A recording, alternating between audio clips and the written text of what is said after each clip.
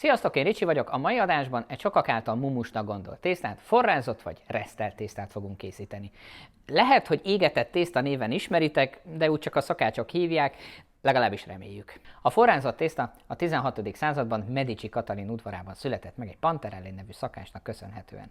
A történelem során mind édes, mind sós sütemények alapjául szolgált, mint például a hazánkban jól ismert képviselőfánk, vagy sokunk nagy kedvence, a profiterol. Ma mégsem ezeket fogom elkészíteni, hanem egy francia változatot, az eclairfánkot, amit ugye leggyakrabban csokoládéval töltenek meg. Én ma egy kicsit ugyan tuningolok rajta, mert sárga krémet és gyümölcsöt fogok beletenni, ugyanis ezt lehet tölteni édes vagy sós sütinek, habos vagy vajas krémmel, és akár többféle ízzel és textúrával. Ez a krémes süti a 18. század óta ismert, amikor is Marie Antoine Cahem szóval ő tökéletesítette a Panterelli féle resztelt tésztát, és megalkotta belőle az eclairt, ami csillanást, villanást jelent, valószínűleg a vékony, fényes mázzal bevont külseje miatt, amit én ma friss gyümölcsökkel fogok kiegészíteni. Méretre és fazonra bármilyen lehet, jóformán nincsenek alapvető szabályok, na nyomjuk!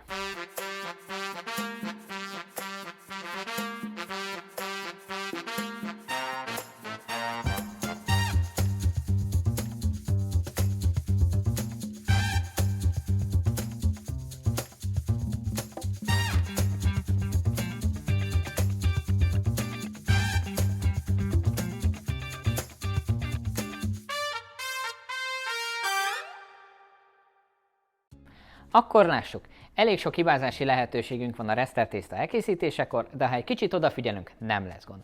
A régi recept szerint tejet, vizet, vajat, cukrot és sót kezdünk el melegíteni, egészen addig, míg szépen nem bugyog. Ekkor belekeverjük a lisztet, és szépen addig keverjük, míg el nem válik az edény falától. Vigyázat, nehogy leégjen. Most következik a trükkös rész, mert most belekeverem a tojásokat. Ez egy érzékeny rész, mivel ha túl gyorsan keverjük bele, csomós lesz a tészta, ha túl sokat, akkor szét fog folyni, ha pedig túl keveset teszünk bele, akkor tömör lesz a könnyű levegős állag helyett. Ezért jól el kell találni az arányokat. Most, hogy konkrétan megfőztük a tésztánkat, habzsákba töltjük, és hosszúkás formákat nyomunk a sütőpapíros tepsire.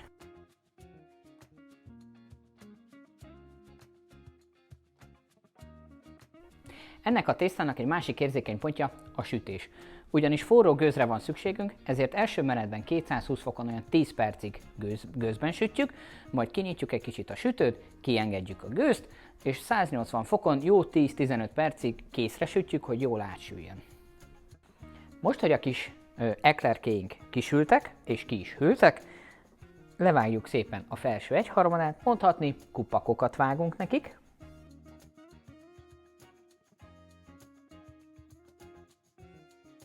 A sárga krémet leginkább a krémesből ismerhetitek, de rengeteg minden más süteménybe is ez kerül, ugyanis a magyar cukrászatnak ez az úgynevezett alapkréme.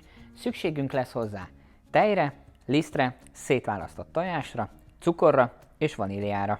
A tej nagyját elkezdjük felforralni szépen a vaníliával, mi alatt a maradék tejet hozzáöntjük a sárgájához, majd ehhez a lisztet. Amikor a tej felforr, ráöntjük a sárgályás pépre, majd együtt tovább melegítjük, amíg egy-kétszer megrottyant. Míg melegítjük, addig elkezdjük felverni a fehérjét. Láthatjátok, még forrón összekeverjük a sárgályás alapunkat a fehérjehabbal, ez segít, hogy a tojás ne maradjon nyers. Amíg ez a sárga csoda kihűl, addig megcsináljuk a gyümölcsöt. A gyümölcsös rész igazából rémesen egyszerű, gyakorlatilag olyan, mintha lekvárt főznénk, csak mi most jamfix helyett kukorica keményítőt fogunk használni. Az áfonyát és a gránátalmát már korábban kimagoztam, jó 10 percig forralom a cukorral együtt, majd utána beleöntöm a kukorica keményítőt, amit hideg vízben oldottam fel, ezt még egy jó 5 percig főzöm, és kész is vagyunk.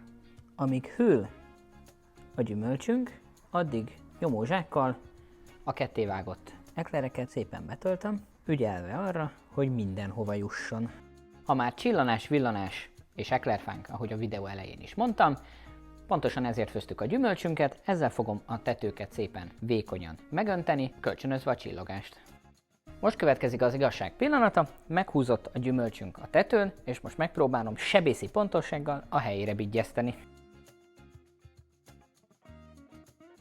Nos, most már csak tényleg a díszítés maradt hátra. Ugyanez a mai nap egy kicsit elhúzódott, mert kb. Reggel 7 óra óta itt vagyunk, most meg már este 8 közeledik. Nem aggódni, egy eclairt nem eddig tart elkészíteni, Kicsit még tanulnunk kell ezt a videókészítős dolgot. Szóval, most jön a legnehezebb része, de tényleg itt kell a legjobban figyelni, ugyanis a fényes, de csúszós gyümölcs tetőre fogjuk rátenni a pucolt gránátalmát, az áfonyát és a mentaleveleket.